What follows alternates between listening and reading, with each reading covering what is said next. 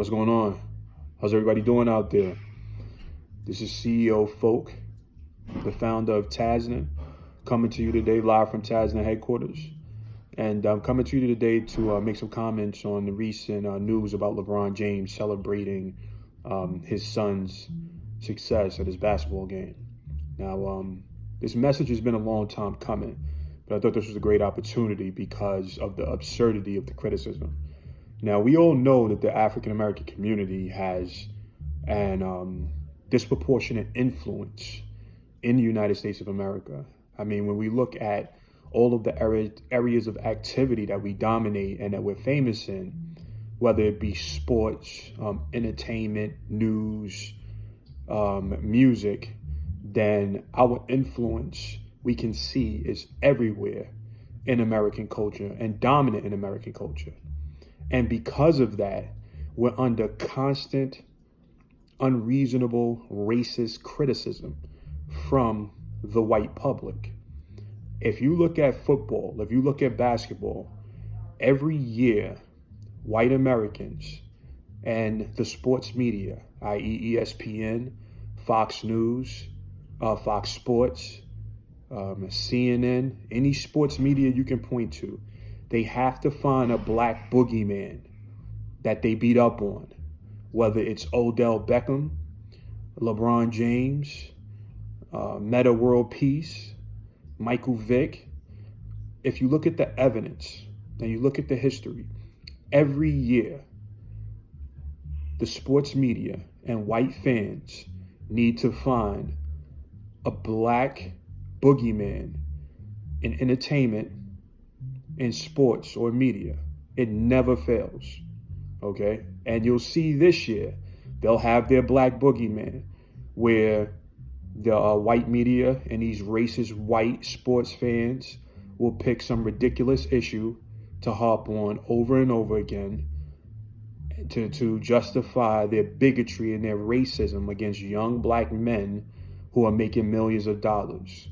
These white racist American fans feel as though they have every right to disrespect and to find criticisms about our athletes and our entertainers because of these men and their success and their money. These white media outlets and these white fans feel as though if you're going to be a millionaire and you're going to have fame in America, then it's their right. It's their right to criticize you. It's their right to pile on. It's their right to hold you to a standard that they don't even hold their president to.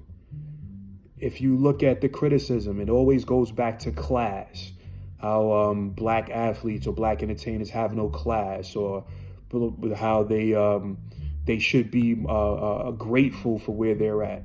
This is their jealousy and this is their hatred manifested in their criticism for black athletes and black entertainers. And this is something we're really going to have to start standing up to, because the black entertainers are just a proxy that white racist Americans use to hate the African American community. They just hate success in our community, and they use the black entertainers as an outlet, as a pretext to exercise that hate. So this is something we're going to have to stand up to.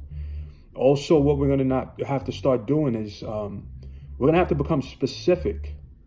We're going to have to be specific when it comes to our criticism of the media, this general net that we cast out. And when we criticize the racism in the media, we say, oh, the media is racist. We need to be more specific in regards to the channels that's racist, the CEOs of these channels, and the newsroom managers. If it's Fox Sports that's constantly peddling their racism when it comes to black athletes, then we need to call out Fox Sports. And we need to call out the specific newscasters. And we need to call out their CEOs and their newsroom managers. And we need to write letters to their newsroom managers and let them know that it's a new day and that their outright racism towards black athletes, but black young men who make millions of dollars, is no longer acceptable. They will be called out no matter how much they complain about the race card, or any other sensitive deflection or defense that they have, they will be called out for this, because this racism that spans different areas of activity in American society, it's gonna stop. It's coming to an end this generation. So this is something we really need to cover. Lastly, we also need to call out these cowards in the sports media who aren't willing to identify this racism. And I'll give you an example. We all know that the sports media are biased to white quarterbacks. We all see it. So do the sportscasters. They see it. We see it now with this hero complex that they have with white quarterbacks. We see it now where they're doing their best to prop up this scumbag out there in Cleveland, Mayfield. You know, every disrespectful little comment he makes about a black coach or a black player, they're playing it up as, you know, his leadership skills. And I mean, this kid hasn't proved himself yet.